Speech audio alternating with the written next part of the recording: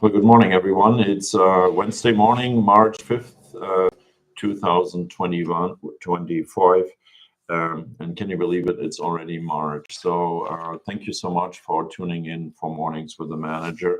And today I have quite a list of things I want to talk about that I hope you all find interesting. And as always, if you have questions, you can write some questions in the chat box, or if you have other questions that you want to address personally to me, please shoot me or one of our teammates here an email, and I'll make sure that we'll respond in a timely fashion to you to answer all the questions you may or may not have.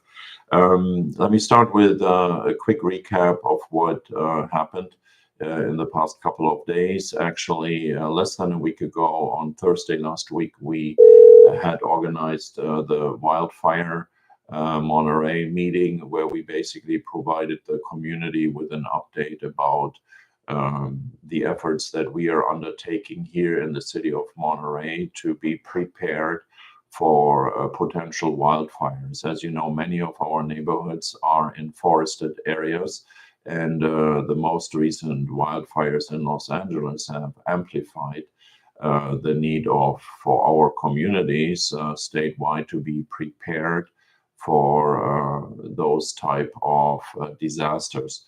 And what we did immediately while the fires were still raging in Los Angeles, we started planning for this event that we then held last week, Thursday, at the Monterey Conference Center. Over 500 residents, mainly from Monterey, but also from Carmel and the city of Pacific Grove, attended that meeting. And it was hosted by the city, but we had panelists, including from the city, also from agencies such as California American Water, Pacific Gas and Electric. We had a representative from the state's insurance commission on the panel, as well as the director of the county's Emergency Operations Center, and our fire chief, police chief, and defensible space inspector were there as well to answer questions. And what we shared with the community was basically an overview of all the different efforts that have been going on for quite some time now, including sharing that we conducted over 880 defensible space inspections last year, showing maps of areas where we have cleared the areas from brush fuel, and showing also what we intend to do going forward. Questions were answered about who is responsible for the maintenance and the upkeep of the hydrants. That is Cal-Am, and the Cal-Am representative spoke about the number of hydrants and on what maintenance and inspection schedules they are on. PG&E talked about their efforts of undergrounding thousands of miles of high voltage lines to ensure that they do not become a reason for wildfires, and that they are doing this mainly in the high fire severity zones. So we held a panel discussion there in front of the 500 attendees, and the questions had been sent to us prior to the meeting from residents, and we combined them and presented them, and also an opportunity was given during the meeting to provide us with questions. Two other events took place at the same in the same evening. We had also an overview just targeted on defensible space, and an overview over the city's tree ordinance. And also for those two follow-on brief meetings of 20 minutes each, a lot of residents stayed behind to listen and learn. What we also had in the building also as part of the presentation, and we showed fire equipment, and we had 22 different agencies, vendors there who showed what the community can do to be fire ready, to prepare themselves. Overall, I think this was a great success. We taped it, and it will be available to watch the whole entire tape of that event on our well-known channels, and we will advertise for that as well. The presentation, the information is also posted on our website, and please, it is on monterey.gov/wildfire ready. There is a web page, and we will keep updating it. The question now after that Thursday meeting is, what are we doing next? And the question is, of course, how often do we have to talk about evacuation routes? How often do we have to talk about how to prepare your properties for possible wildfire events? And that's something that I believe is an obligation to us to do this on an annual basis, to go to neighborhood association meetings or go to neighborhoods and inform them. We probably will not have events like the one we had on Thursday on an annual basis, but it will require a constant outreach to all our neighbors, because new folks are moving in, other folks are moving out, and it is a continuum of development of information and also of processes and procedures. So we did that already to a degree last year when we had communities or neighborhoods wanting to become wildfire ready under that program, and we will continue to reaching out and letting folks know what they can do. So I wanted to continue that. If you still have questions, as always, please connect with us directly, connect with the Monterey Fire Department at 646-3900, 646-3900. Share with them your question, and I'm very sure a very professional staff member will respond to you and will answer your question. Coming to last night council meeting, it was a larger council meeting. We had three larger items, I think, that are of interest for the public that I wanted to share with you. In the afternoon session, we talked about changing some of the zoning for two districts, the Cannery Row district and for community commercial districts, to allow bike rentals.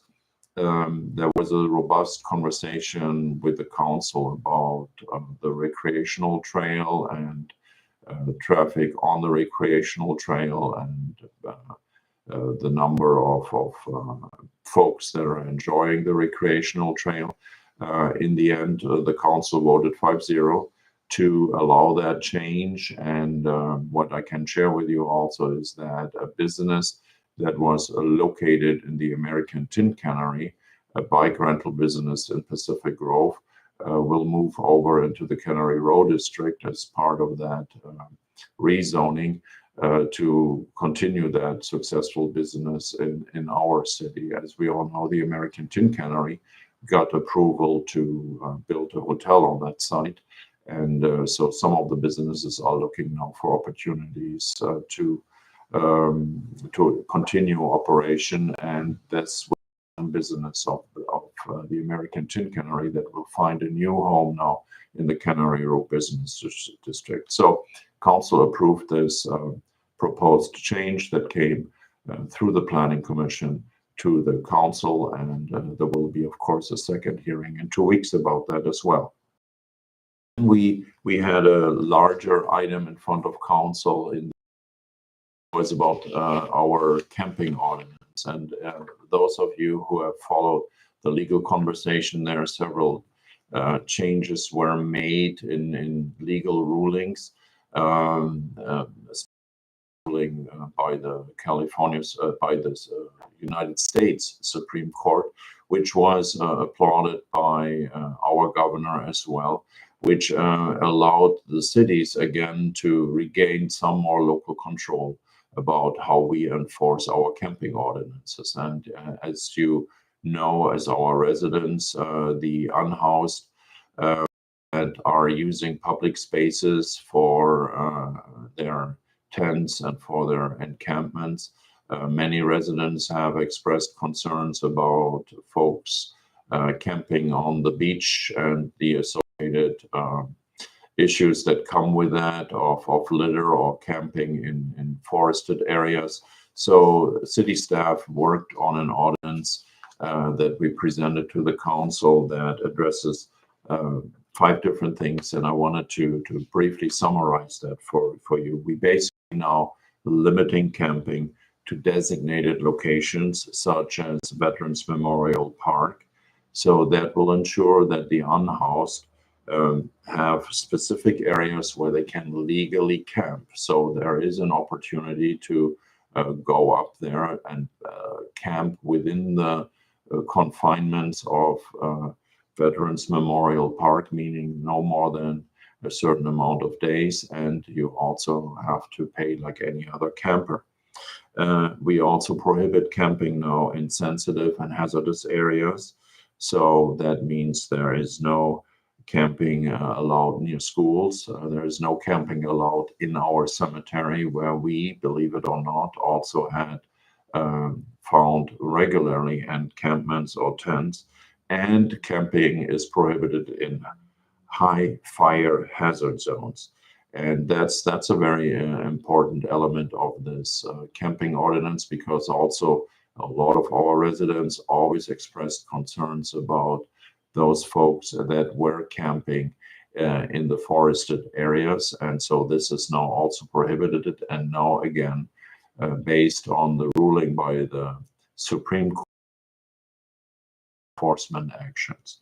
And how do we do enforcement? The unhoused with at least one in a 30-day period before action is taken. So that doesn't mean we give a warning and then you have 30 days. But what it ensures is that within 30 days, there has to be a warning, and then we can immediately enforce after the warning. And that ensures that the unhoused folks are informed about it and they have a chance to comply before we enforce actions. And here are the actions. We implemented a stepped approach to fines with very low initial fines, which will increase as the number of violations will increase or might increase. This approach aims to be less punitive, and it also aims to be more manageable for unhoused individuals. And then last but not least, we had to repeal another section of the city code, which was section 2085, and that was something about sleeping in cars. And so that was a section that we had to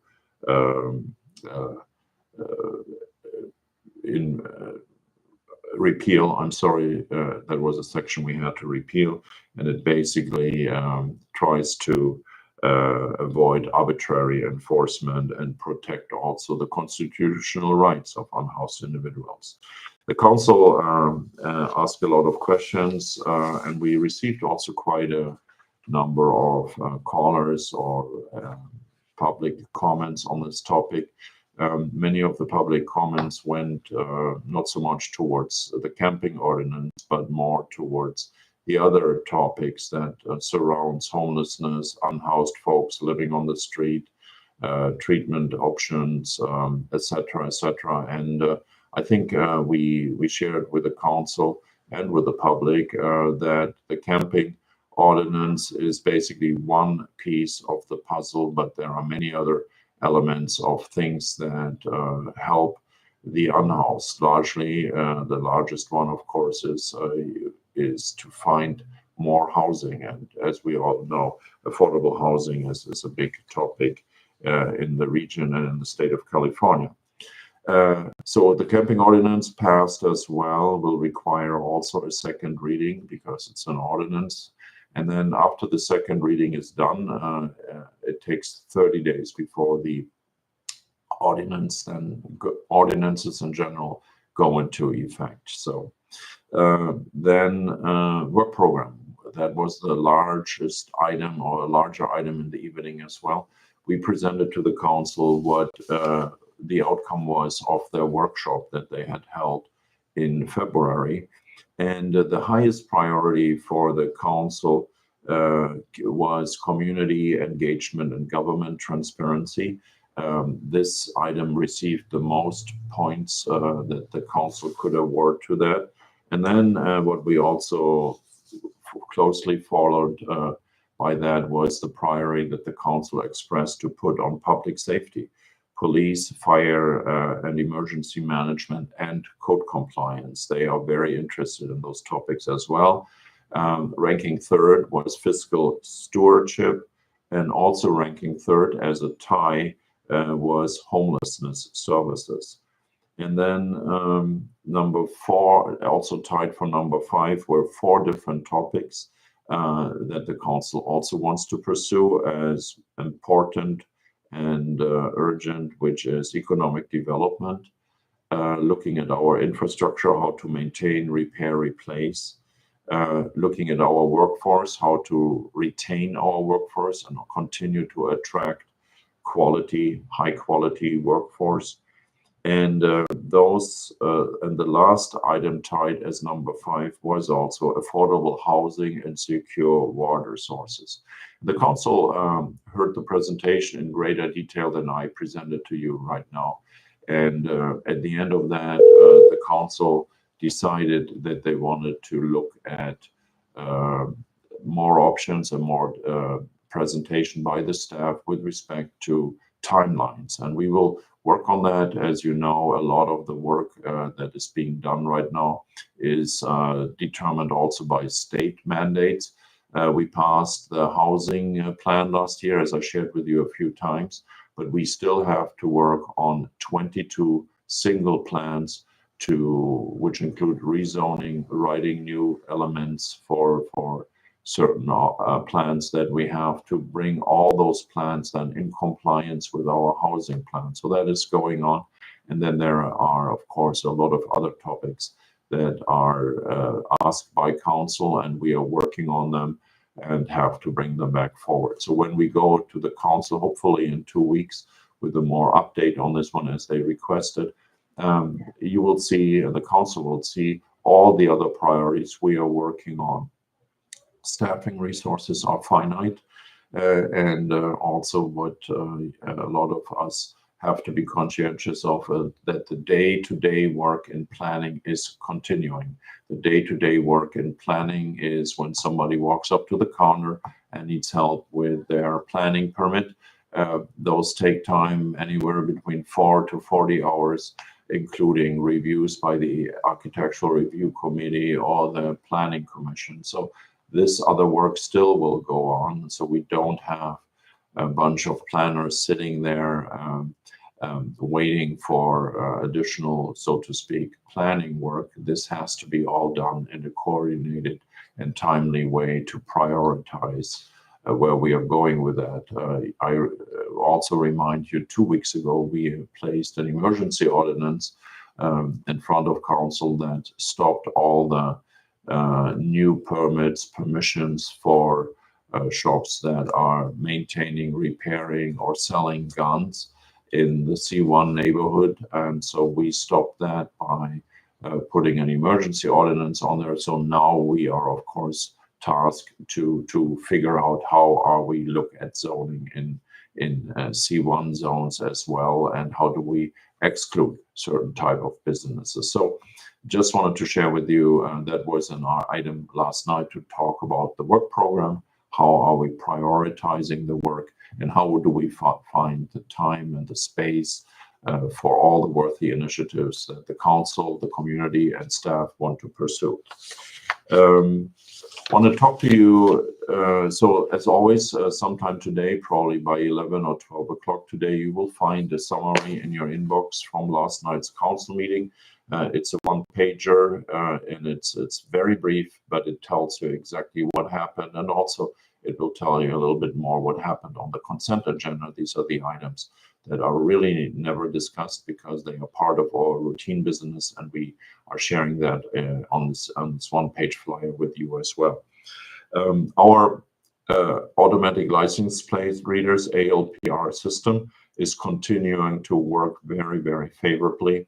As you know, those license plate readers can help the police departments on the peninsula to coordinate and find the bad guys, the gangsters, and we take them off the street one by one.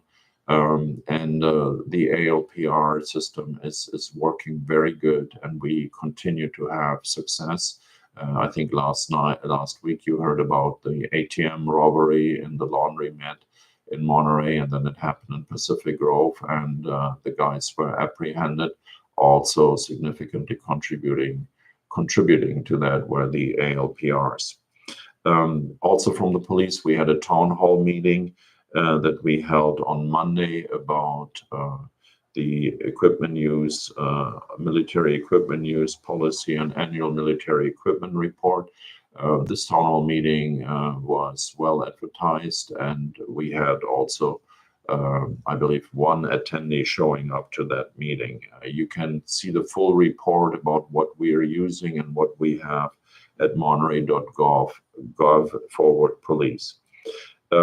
Tomorrow is another town hall meeting at the library. It will start at 6 p.m. and it's about the Monterey local roadway safety plan. That's a public outreach meeting. We will talk about traffic safety countermeasures or traffic safety countermeasures to address numerous collisions or collision trends in the city of Monterey. We need to have your feedback, and it's open to everyone. Starts at 6 p.m. at the library tomorrow night at the library community room. Heads up for the sports center. We spoke about it for a few years now. We have to do some building upgrades inside the swimming pool area. We will close the swimming pool on March 10 to the 15th to remove a large piece of equipment that is built into the ceiling. That's a dehumidifier that basically takes the moisture out of the air over the pool. And then we have to put the new dehumidifier in. But what we also will do is then after we remove the equipment, we prepare the building and then put the new equipment in. And that project will be from April 1st to June 2nd. That's what it's planned for. And again, this will be a larger inconvenience, but it's a building upgrade that we have to do, and it will prolong the life of the building because the moisture in the air can eat up everything inside the building, including the masonry that is around the pool deck. This week, coffee with the COP is today at 11 at the Tidal Coffee Shop on 400 Cannery Row. So if you want to chat with the COP, stop by today at 11 a.m. And then my last announcement is for next week, Saturday, March 15, from 9 a.m. to noon at Friendly Plaza is our large cutting day and horticultural fair. That's where a lot of residents come and exchange planting materials, but also receive a lot of planting materials. Please come attend this event. It's very, very popular. Hundreds of folks are showing up, and we'll have a news release posted on our website about that event as well. And again, you will find our gardeners there. You will find other folks there who can talk about how to garden, how to water, and what grows where in the best way. So it's a great event for anyone who has a garden or for anyone who likes to learn how to garden. So that is this. It is next week's next week's Saturday on March 15th. So that's all from our office here at the City of Monterey. I want to thank you all for listening in today. We always say it's an honor and a privilege to work for all of you, and we mean it from the bottom of our heart. Stay connected with us. Use all the opportunities that we offer you to be part of the team, to be part of our solutions that the council is implementing. Make your voices heard, and I'll see you in probably 3 weeks again for the next Morning with the Manager. Thank you so much for listening and have a great day. Bye-bye.